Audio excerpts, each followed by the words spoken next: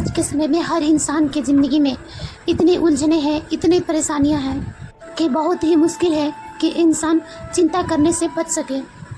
बहुत ही कम लोग होंगे ऐसे जिन्हें कोई चिंता नहीं होगा, जो अपनी ज़िंदगी बिल्कुल चिंता से मुक्त होकर जीते होंगे। वास्तविकता में आपको पता है चिंता क्या है? चिंता है आपके मन के अशांति, आपके मन की बेचैनी। चिंता 2.5 अक्षर का शब्द है, ची न ता। च शब्द का अर्थ है चैन चुराने वाले, न शब्द का अर्थ है नकारात्मक सोच देने वाली, और त शब्द का अर्थ है तबाही मचाने वाली आपके मन में और आपके ज़िंदगी में। चिंता ऐसी डाकनी है जो काट कलेजा खाए, वैद्य बेचारा क्या करे, कहाँ तक दवा लगाए। चिंता ऐसी है जो आपको कलेजे को टुकड़े टुकड़े करके काट के खा जाएगी, दिन रात हर पल उसे खाती रहती है। किसी इंसान को एक ही बार में मार दिया जाए तो बहुत ही अच्छा होता है, लेकिन उसे तिल तिल करके मारा जाए, उसे टुकड़े टुकड़े करके मारा जाए तो उसे कितनी तकलीफ होगा। मृत्यु से भी ज़्यादा दुख देने वाली है ये चिंता। और कभी आपने गौर किया कि आप चिंता करके कुछ बदल नहीं पाते हैं, कुछ सुधार नहीं पाते हैं। चाहे आप जितनी भी चिंता कर ले, पर आपका किसी बात पे कंट्रोल नहीं चलता।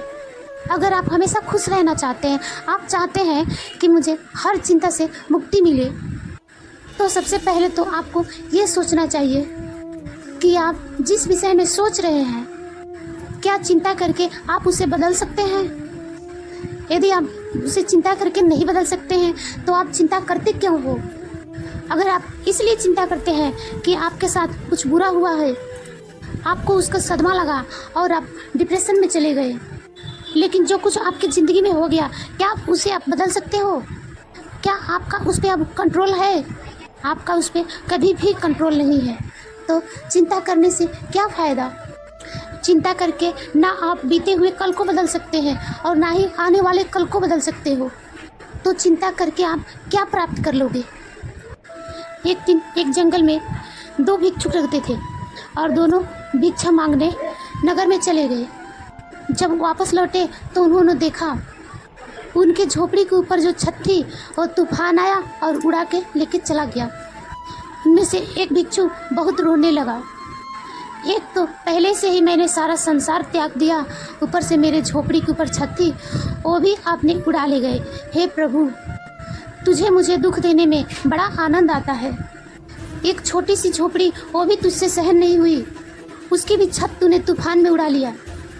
लेकिन दूसरा भिक्षु, जब उसे बिना छत वाले झोपड़ी में सोना पड़ा, जब वो सो रहा था तो उसने देखा कि रात में चांद तारे कितने सुंदर लग रहे हैं। मन ही मन परमात्मा को धन्यवाद देने लगा कि रात इतने सुंदर होते हैं, मैंने कभी सोचा भी नहीं था। अच्छा हुआ परमात्मा कि तूने हमारी झोपड़ी की छत उड़ा ले गई, वरना कभी हमें पता भी नहीं चलता कि रात में सोते समय चांद तारे इतने सुंदर नज़र आते हैं। अगर मुझे पता होता कि बिना छत के इतनी अच्छी नींद आती और इतना अच्छा नज़ारा देखने को मिलता है तो पहले ही छत को हटा देता। परिस्थिति दोनों के लिए सेम है, एक जैसी है, लेकिन मन की स्थिति अलग है।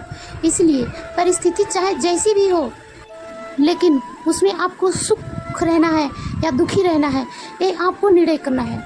परिस्थितियाँ हमें चिंता नहीं देती, हम उन परिस्थितियों को कैसे लेते हैं उससे हमें चिंता होती है। कुछ लोग ऐसे होते हैं, कहीं से कोई बुरी खबर सुन लेते हैं, छोटी सी बात सुन लेते हैं तो उससे उनको चिंता होने लगती है कि कुछ गलत ना हो जाए। किसी दूसरे के घर में चोरी हुई तो मेरे घर में चोरी ना हो जाए, किसी और के साथ गलत हुआ तो मेरे साथ गलत ना हो जाए, किसी और के घर में छापा लगा तो मेरे घर में ना छापा लग जाए। पता है, कई बार आप सोच सोच के ही उस नेगेटिविटी को अपने ऊपर ले आते हैं। आपके घर में होती नहीं है, लेकिन आपके सोच जो बात ना भी होने वाली हो वो एक दिन सच में हो जाती है, क्योंकि आपने उसे सोच सोच कर एक दिन इतना आकर्षित किया कि वो आपकी ज़िंदगी में आ जाती है। एक व्यक्ति था जो कहीं से भी लोगों की बात सुन लेता था तो उस पर विश्वास कर लेता था और उसी हिसाब से चलता था। उसकी बीवी उससे बहुत परेशान थी।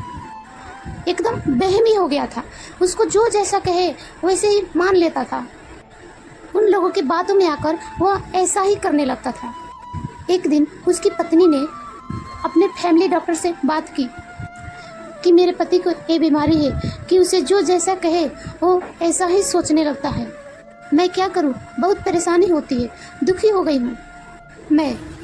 उस डॉक्टर ने उसे सलाह दी कि जैसे जैसे मैं कहता हूं वैसे वैसे तुम करते जाओ। जैसे ही यह सुबह उठे तुम उसे कहना आज बहुत बीमार लग रहे हो, थके हुए लग रहे हो, और यही बात नौकर को भी कहनी है। यही बात जो तुम्हारा वॉचमैन है उसे भी कहनी है, जो तुम्हारा ड्राइवर है उसे भी कहनी है। जब वह ऑफिस पहुँचे तो वहाँ के लोग भी उसे यही बात कहे।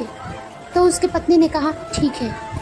जैसे ही वो व्यक्ति सुबह को उठा वह उस दिन बहुत खुश था, लेकिन उसके पत्नी ने उससे कहा आप बहुत बीमार लग रहे हो, बहुत थके हुए लग रहे हो।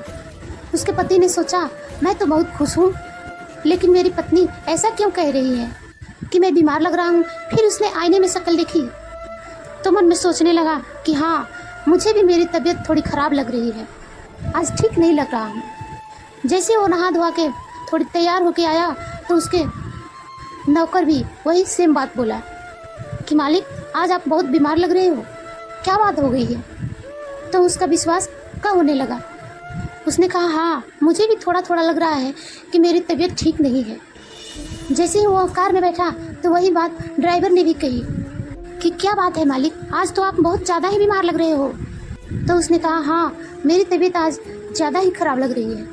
जैसे ही वो अपने घर के बाहर गेट से निकल रहा था तो उसके वॉचमैन भी यही बात कही कि मालिक आप तो बहुत बीमार लग रहे हो, फिर भी आप ऑफिस कैसे जा रहे हो। वो बोला क्या करूं, काम तो करना पड़ेगा। जैसे ही वो ऑफिस पहुंचा, ऑफिस के सारे लोगों ने उससे यही बात कही कि इतनी बीमारी में भी आप ऑफिस कैसे आ गए। उन सब के बातों का उस पर इतना असर हुआ कि वो खड़ा नहीं हो पा रहा था और वह गिर पड़ा। तब उसको दो लोग पकड़कर कार में लेके आए। शाम को उसका फैमिली डॉक्टर घर आया। उसने उनकी तबीयत चेक की, उनसे कहने लगा आपको कोई बीमारी नहीं है। वह व्यक्ति कहने लगा नहीं, मैं बहुत बीमार हूँ, मुझ में खड़ा होने का भी शक्ति नहीं है। फिर उस डॉक्टर ने उन सारे लोगों को बुलाया, सबको इकट्ठा किया और वह सारी हकीकत उस व्यक्ति के सामने रखी। जब वह व्यक्ति ये सारी बातें सुनी तो वो बहुत हैरान हो गया। ये सब लोगों ने जो चोट मेरे मन में डाला, इसी से मैं अपने आप को बीमार मान लिया।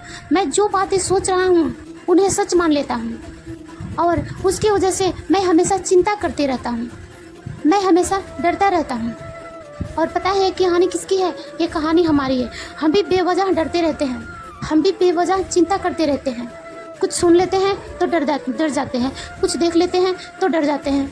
हमारा डर, हमारी चिंता सच नहीं है।